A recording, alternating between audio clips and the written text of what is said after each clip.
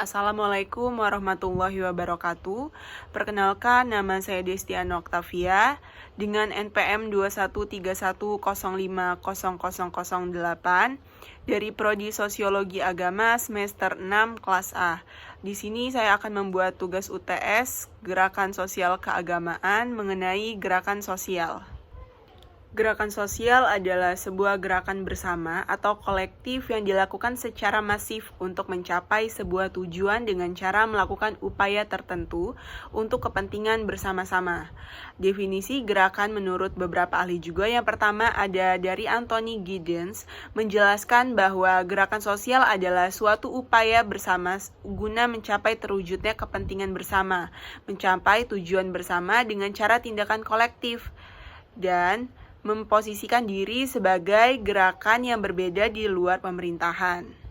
Yang kedua ada dari Meta Spincher, menjelaskan bahwa gerakan sosial adalah upaya kolektif yang dilakukan demi terwujudnya perubahan dan tatanan kehidupan yang baru.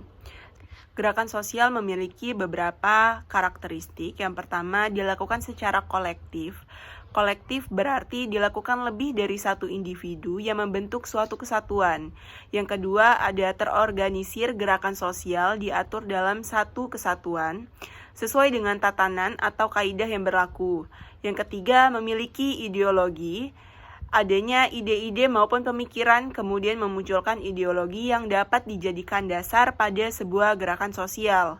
Yang keempat, dilakukan dalam jangka waktu panjang. Gerakan sosial pada dasarnya dilakukan dalam jangka waktu yang panjang. Yang kelima, bersifat dinamis. Salah satu tujuan dari gerakan sosial adalah mengubah sistem atau tatanan sosial yang berlaku di masyarakat. Yang keenam, mengandung nilai-nilai sosial secara mendasar. Dalam gerakan sosial mengandung nilai-nilai sosial yang dianut oleh anggotanya. Yang ketujuh, mewujudkan kepentingan bersama. Gerakan sosial dilakukan dengan tujuan untuk kepentingan bersama. Gerakan sosial memiliki beberapa tujuan. Gerakan sosial itu terbentuk. Gerakan sosial memiliki beberapa tujuan sesuai dengan jenis dan tujuan gerakan sosial. Dibentuknya gerakan sosial tersebut. Yang pertama ada gerakan revolusioner. Gerakan ini bertujuan untuk mengubah institusi dan stratifikasi masyarakat. Revolusi sosial merupakan suatu transformasi menyeluruh tatanan sosial, termasuk di dalamnya institusi pemerintah dan sistem stratifikasi. Yang kedua ada gerakan reformis. Gerakan sosial ini hanya bertujuan untuk meningkatkan. Yang ketiga ada gerakan konservatif.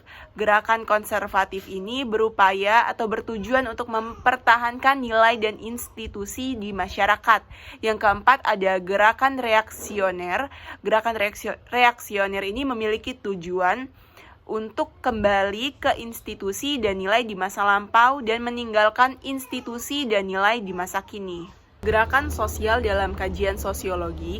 Dalam kajian sosiologi ada berbagai pendapat yang dikemukakan oleh para sosiolog yang terkait dengan pengertian tentang apa sebenarnya yang dimaksud dengan istilah gerakan sosial. Yang pertama ada dari Cohen. Cohen menjelaskan bahwa yang dimaksud dengan istilah gerakan sosial yaitu gerakan yang dilakukan oleh sejumlah orang yang sifatnya terorganisir dengan tujuan untuk mengubah atau mempertahankan sesuatu yang tidak tertentu dalam masyarakat yang luas. Yang kedua ada pendapat dari Zurcher dan Snow dalam buku Missioner dan Delmater pada tahun 1999 merumuskan definisi gerakan sosial sebagai kegiatan yang sifatnya kolektif yang mengekspresikan tingkat kepedulian yang tinggi tentang beberapa isu tertentu. Yang ketiga ada pendapat dari Toch dalam Kapuswami pada tahun 1979.